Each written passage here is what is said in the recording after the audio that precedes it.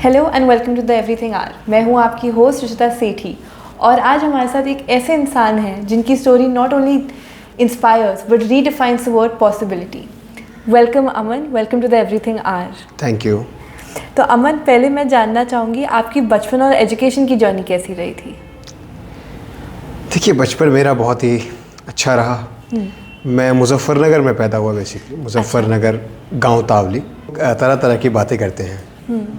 तो मेरे पेरेंट्स को भी कई लोगों ने कहा कि भाई क्या करेंगे, इनका ऊपर वाला इनको दे तो दिया है, ये किसी काम के नहीं है। फादर ने उस चीज़ को इग्नोर किया, मेरी मदर ने भी और फादर ने भी। अच्छा। एंड उन्होंने कहा कि हमें ऊपर वाले ने दिया है तो हमें इसको आगे बढ़ाना है। अब कैसे बढ़ाना है उस वक्त तक उनको भी नहीं मालूम था। फिर 2009 का वक्त आया, हम लोग मुजफ्फरनगर से दिल्ली शिफ्ट हो गए। दिल्ली एनसीआर गाज़ियाबाद। अच्छा। जब हम दिल्ली शिफ्ट हुए तो एक व्यक्ति मिले। उन्होंने बताया कि एक स्कूल है ऐसे बच्चों के लिए जो देख नहीं सकते वो भी पढ़ सकते हैं। मतलब वो स्कूल उन बच्चों को पढ़ाता है। अच्छा। वो मेरा पहला स्कूल था, अखिल भारतीय नेत्रहीन संघ। अच्छा। 2009 को मैंने वहाँ एडमिशन लिया, 23 अगस्त 2009। फिर 2013 में मेरा प्रमोशन हो गया, मुझे 3rd क्लास में कर दिया गया। अरे वाह। क्योंकि मैंने उस साल अच्छी पढ़ाई की। लेकिन मेरे फादर ने मुझे वहाँ से मतलब 2013 में निकाल लिया। अच्छा। एंड उन्होंने मुझे भेज दिया अलीगढ़ मुस्लिम यूनिवर्सिटी AMU, है ना। फिर वहाँ से मैंने अपनी स्कूलिंग की। 2022 में मैंने अपनी 12th कंप्लीट की, सॉरी 10th। देन 2024 12th, और अब यहाँ हूँ लवली प्रोफेशनल यूनिवर्सिटी। तो कैसा रह रहा है आपका जर्नी अभी तक? अभी तक की जर्नी बड़ी बढ़िया रही। मतलब सपोर्टिव लोग मिले, सब कुछ अच्छा रहा। जैसे आप बता रहे थे अमन कि लोग गांव में तरह तरह की बातें करते थे आपके बारे में, यहाँ भी करते हैं या नहीं? नहीं, थोड़ा सा लोग शॉक्ड होते हैं देखने के बाद कि ये क्या है। जब हम जैसे कि ना हम फ़ोन को ऑपरेट कर रहे हैं तो लोग ऐसे देखते कि कोई एनोनिमस थिंग आ गई, कोई अजीब, मतलब जिसको बोलते हैं वो अजीब चीज़ देख ली उन्होंने। क्योंकि अवेयरनेस नहीं है तो लोगों को ये लगता है ये क्या है।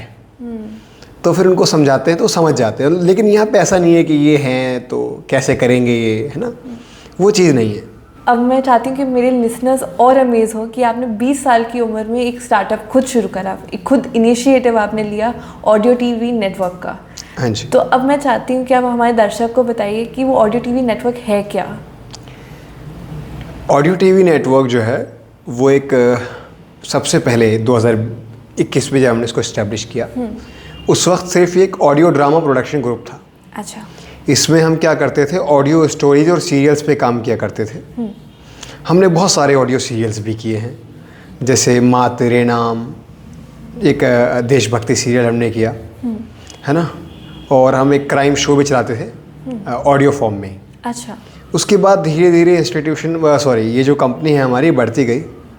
हमने एक चीज़ देखी, बच्चों को जो बहुत कम मतलब इंस्टीट्यूशंस हैं जो फ्री में पढ़ा रहे हैं, और वॉइस ओवर की एजुकेशन देना बहुत मतलब कम है, कोई नहीं दे रहा है आज के टाइम में। और अगर दे भी रहा है, जैसे कि आफ्ट हो गया, अगर आफ्ट को देखें, एशियन स्कूल ऑफ बिजनेस का पार्ट है आफ्ट जी। वो लोग क्या करते हैं, वो एजुकेशन तो दे रहे हैं, वॉइस ओवर सिखाते हैं बच्चों को, लेकिन बहुत महंगी फीस है उनकी। हर इंसान उसे अफोर्ड नहीं कर सकता, बिल्कुल, है ना। तो हमने इस गैप को फुलफिल किया और हमने कहा कि हम पढ़ाएंगे और सब बच्चों को फ्री में पढ़ाएंगे।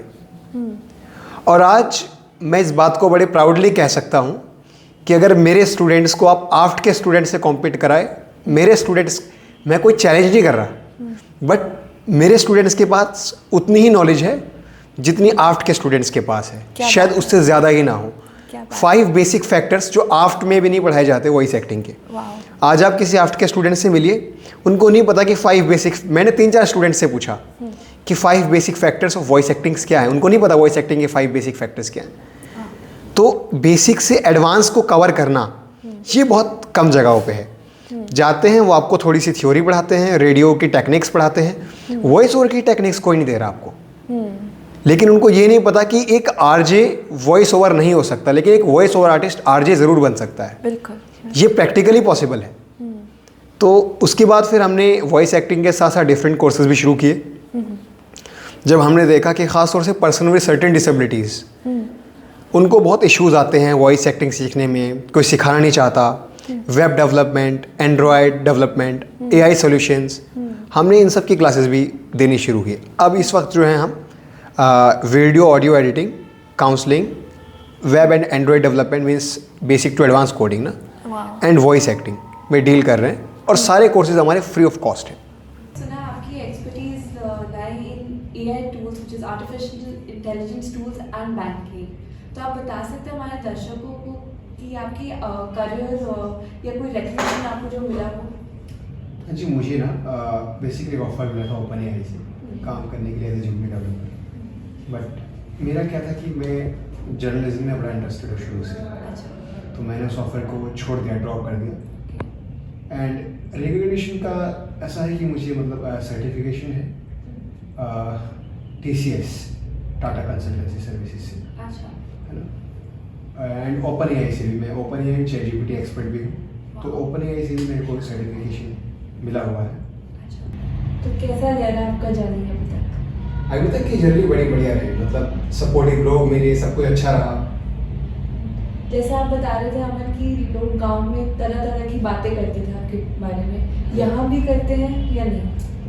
थोड़ा सा लोग शॉक्ड होते हैं देखने के बाद कि क्या है, जब हम जैसे कि हम फ़ोन को ऑपरेट कर रहे हैं, तो लोग ऐसे देखते कि कोई एनोनिमस थिंग आ गई, कोई अजीब, मतलब जिसको बोलते हैं कोई अजीब चीज़ देख ली उन्होंने, क्योंकि अवेयरनेस नहीं है, तो लोगों को ये लगता है ये क्या है, तो फिर उनको समझाते हैं तो समझ जाते हैं, लेकिन यहाँ पे ऐसा नहीं है कि ये हैं तो कैसे करेंगे ये, है ना, वो चीज़ नहीं है। So much everyone listening.